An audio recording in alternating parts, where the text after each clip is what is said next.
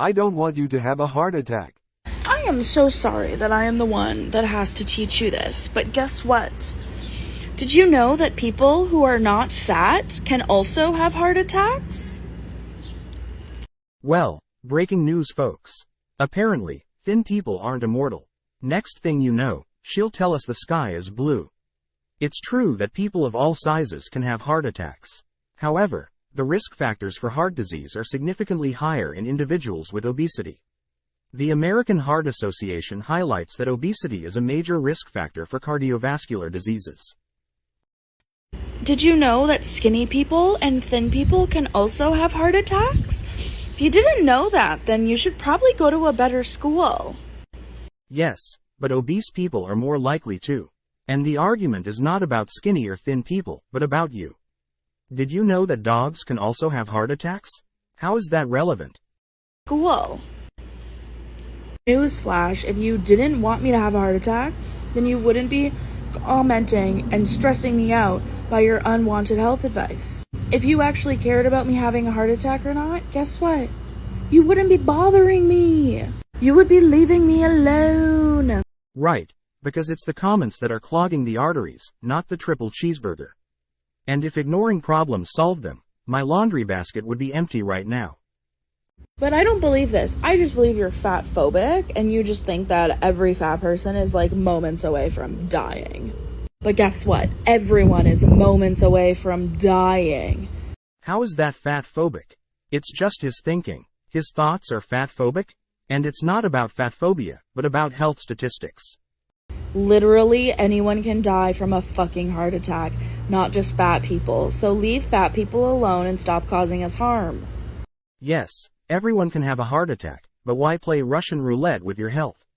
While it's true that heart attacks can happen to anyone, the likelihood is higher in individuals with certain risk factors, including obesity.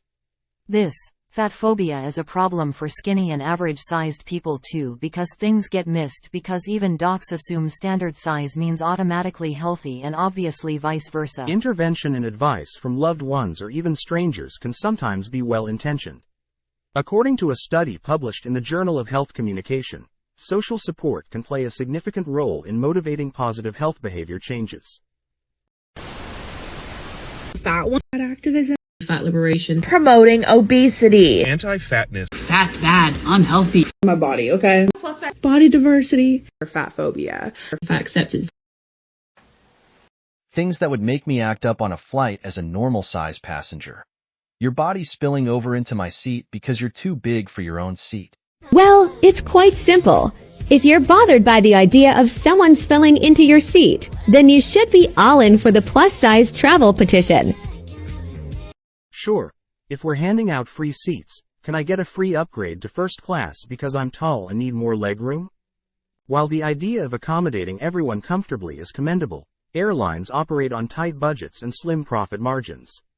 According to Airlines for America, additional costs for free seats would likely be passed on to all passengers, increasing ticket prices for everyone.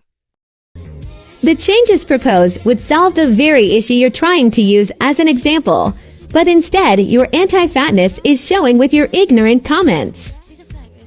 It's not anti-fatness, it's just not wanting to play a real-life game of Tetris with our bodies in tiny airplane seats. It's about time that all of society realized that supporting inclusivity benefits everybody, including yourself.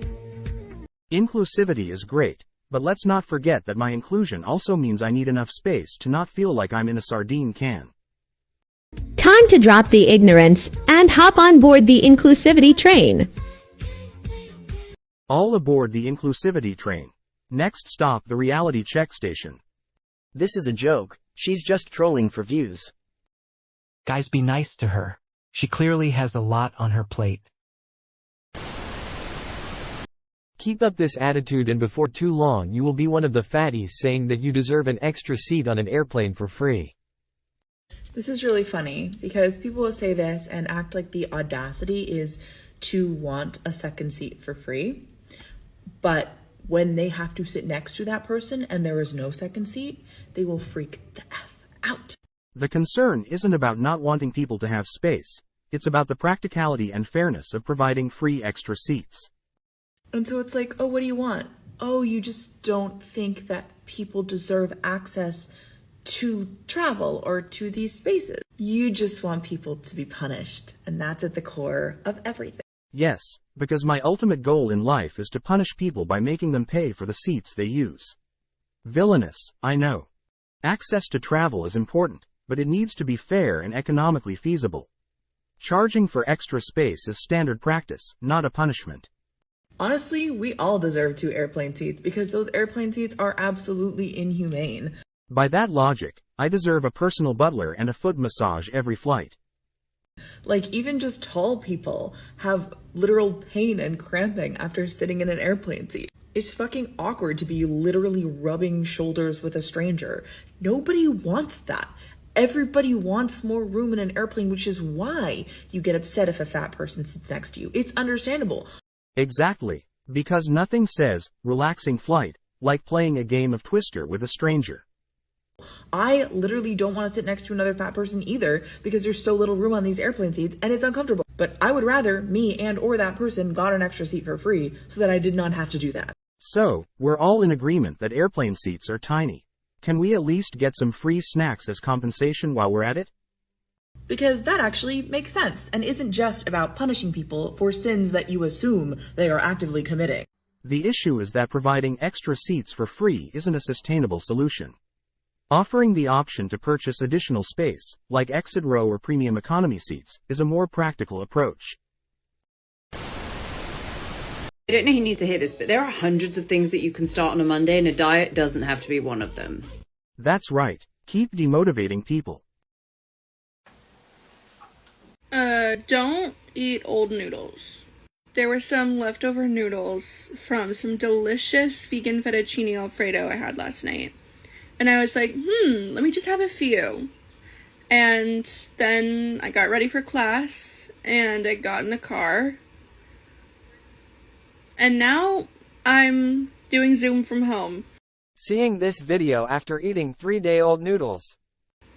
And now I'm doing Zoom from home because the starch from the noodles caused me such immense gas pain that, any movement of the car had me screeching. So, don't do that. Even if you think it'll be fine, because everything's vegan, and you were just gonna have a tiny bit, then you'll be sat on your bed, zooming into class, feeling so ridiculous. Don't do it. One night is crazy. I've had week-old pasta before and no adverse effects.